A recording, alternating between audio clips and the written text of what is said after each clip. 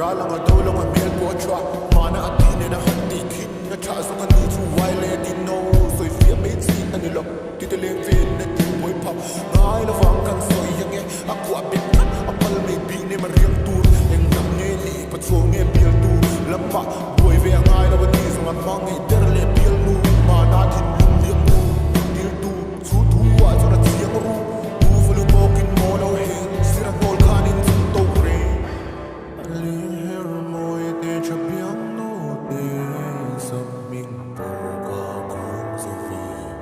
Kan run loi tur gan yai lo tse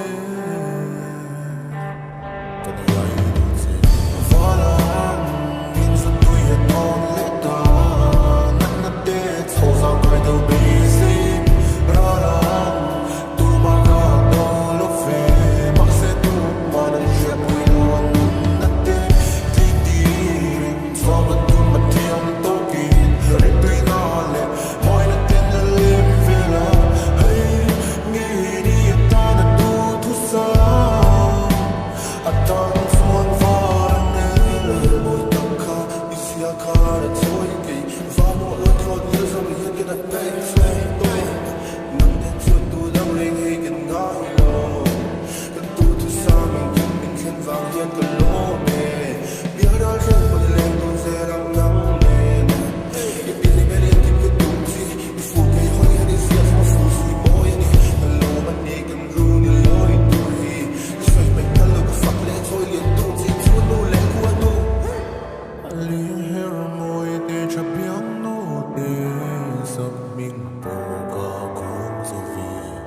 Kan run loi tur